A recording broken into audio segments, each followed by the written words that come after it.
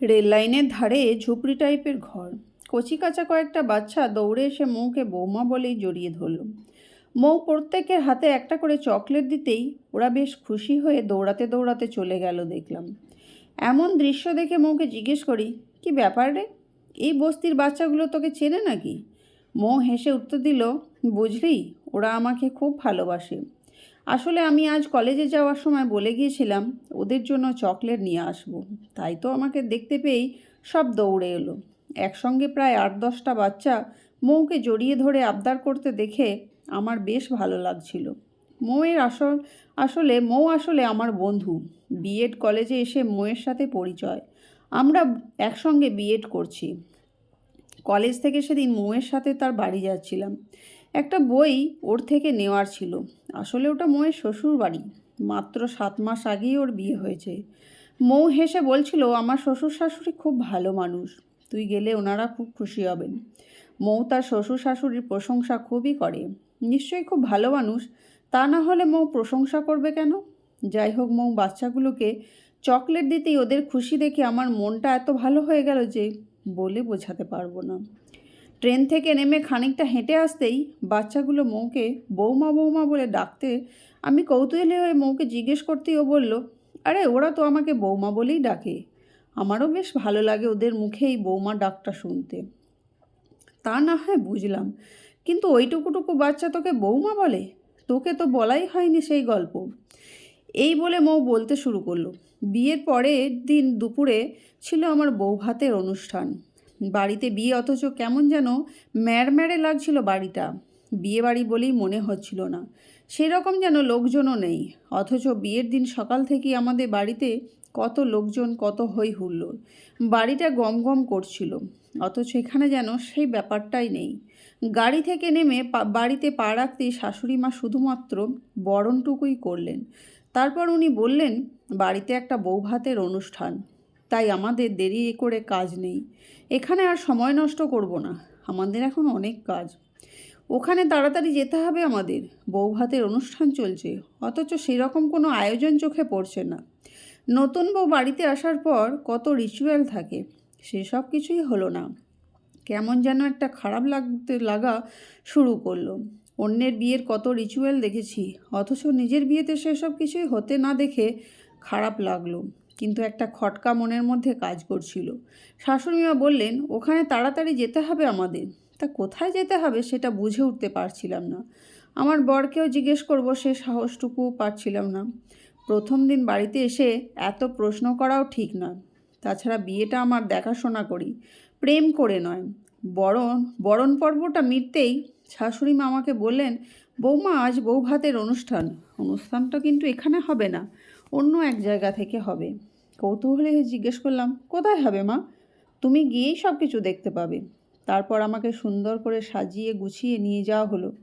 শুনলাম বাড়ি থেকে খুব একটা দূরে নয়। আমি তখন গাড়িতেই বসে আছি, গাড়ি থেকে নামিনি। সানাইয়ে আওয়াজ কানে আসছে। দেখি উপচে পড়া ভিড় আমাকে দেখার জন্য। ভেবেছিলাম বিয়েবাড়ির জন্য হয়তো কোনো লজ ভাড়া নেওয়া হয়েছে। আমার ধারণা ভুল ছিল। বাড়ি থেকে একটু দূরে রেল লাইনের ধারে একটা বস্তি, ওখানেই আয়োজন হয়েছে বৌভাতের। দেখলাম বস্তিগুলোর পাশেই একটা বড় প্যান্ডেল, ওখানেই সব খাওয়া দাওয়ার আয়োজন। এই রকম একটা বস্তি এলাকায় আয়োজন দেখে আমার বরকে জিজ্ঞাসা করি, এত বড় বাড়ি থাকতে ওখানে বৌভাতের আয়োজন? আসলে এইসব কিছু আমার মা বাবার ইচ্ছেতেই। আমি কিছু বুঝে উঠতে পারছিলাম না। সেই মুহূর্তে আমার শ্বশুরমশাই আমার কাছে এসে বললেন, বৌমা, খুব অবাক হচ্ছ তাই না? আমাদের সবার সম্পূর্ণ সহমতে এখানে আয়োজনটা করতে পেরেছি। এই যে সব ছোট ছোট ঝুপড়ি ঘরগুলো দেখছো, এদের জন্য আমাদের এক ছোট্ট প্রচেষ্টা। এদেরকে সেভাবে কেউ কখনো নিমন্ত্রণও করে না। কোনো সামাজিক অনুষ্ঠানে এরা কখনোই যেতে পারে না। চিরকাল এভাবেই এরা থাকে। তাই ভাবলাম, আমার ছেলের বিয়ে উপলক্ষে এদের জন্য যদি কিছু একটু আয়োজন করতে পারি তাহলে মন্দ হয় না। তাই তোমার শাশুড়ি মা আর আমি ঠিক করি এদের প্রত্যেককে নিমন্ত্রণ করে খাওয়াবো আমরা। শ্বশুরমশাই এর কথায় বুঝে যায় সব কিছু, কিন্তু এভাবে তো কেউ কখনো ভাবে না। ওনারা যে ভাবতে পেরেছেন, এটা ভেবেই ভালো লাগছে। পুরানো সব রিচুয়ালকে দূরে সরিয়ে দিয়ে নতুন করে নতুন ভাবনায় বৌভাতের অনুষ্ঠান সত্যিই প্রশংসার দাবি রাখে।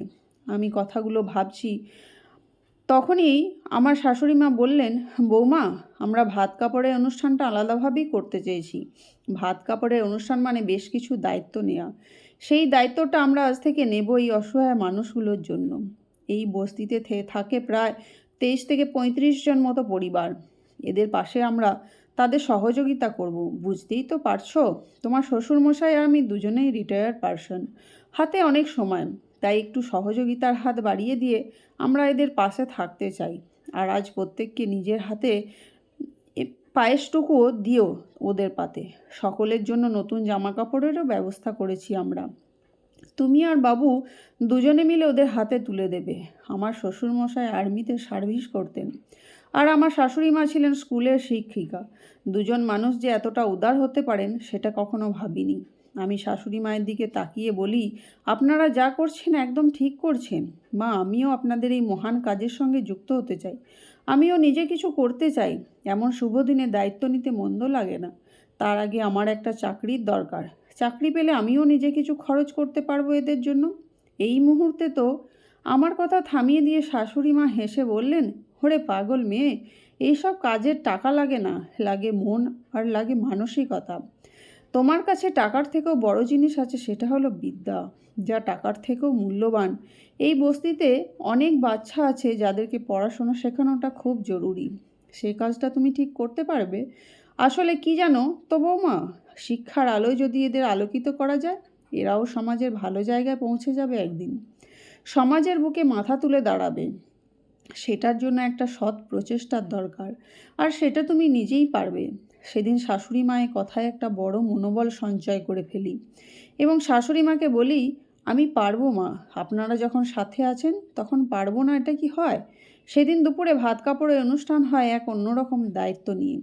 প্রচলিত সেই রিচুয়ালগুলো হওয়ার কথা সেগুলো হয়নি বলে আমার একটু আক্ষেপ হয়নি। মনে একরাশ ভালো লাগা তৈরি হয়ে গিয়েছিল। সেদিন সকলের পাতে যখন পায়েস দিচ্ছিলাম, আমার শাশুড়ি মাও আমাকে দেখিয়ে বস্তির সকল মানুষগুলোকে বলে দিচ্ছিলেন, তোমরা আজ থেকে সবাইকে বৌমা বলেই ডেকো। তারপর থেকে আমি হয়ে গেলাম সকলেরই বৌমা। এক নতুন রিচুয়াল তৈরি হয়েছিল সেদিন। এই ছোট্ট ছোট্ট বাচ্চাগুলো যখন বৌমা বলে ডাকে, ওই ডাকের মধ্যে আমিও যেন মা ডাকার শব্দটা শুনতে পাই। সেদিন মৌয়ের বৌমা হয়ে ওঠার গল্প শুনে কী যে ভালো লাগলো বলে বোঝাতে পারবো না। মৌকে বললাম, সত্যিই তুই সৌভাগ্য করে এমন একটা নিজের বাড়ি পেয়েছিস, যে বাড়িতে প্রতিটি মানুষ ভীষণ ভালো। এমন মানুষদের পাশে পেলে কোনো মেয়ের সেটা কি আর শ্বশুর বাড়ি বলবে? না, বলবে না, বলবে নিজের বাড়ি। ঠিক বলেছিস, আমি নিজেকে খুব হ্যাপি মনে করি এই রকম একটা হ্যাপি ফ্যামিলি পেয়ে। আমার হাজব্যান্ড খুব হেল্পফুল, ও আমাকে সবসময় সহযোগিতা করে। আমার শাশুড়ি মা আর আমি দুজনেই এই ছোট্ট বাচ্চাগুলোকে পড়াই। শুধু পড়ানো নয়, এদের শরীর খারাপ হলেও চিকিৎসার ব্যবস্থাও করে আমার শ্বশুরমশাই। এদের সুবিধা অসুবিধায় পাশে থাকতে পেরে নিজেকে অনেক ভাগ্যবান বলে মনে হয়। সেদিন থেকেই আমি এদের কাছে বৌমা হয়েই রয়ে গেছি। এদের ভালোবাসায় আমি নিজেকে ভরিয়ে তুলি সব সময়। বিয়েতে পাওয়া আমার এই বৌমা উপহার আমাকে আর একটা নতুন জীবন দিয়েছে। ধন্যবাদ বন্ধুরা। আমার ভিডিও যদি আপনাদের ভালো লেগে থাকে অবশ্যই একটি লাইক দেবেন এবং কমেন্ট করে জানাবেন কেমন লাগছে আমার ভিডিও। আপনাদের মূল্যবান সময় দিয়ে আমার ভিডিও দেখার জন্য অসংখ্য ধন্যবাদ।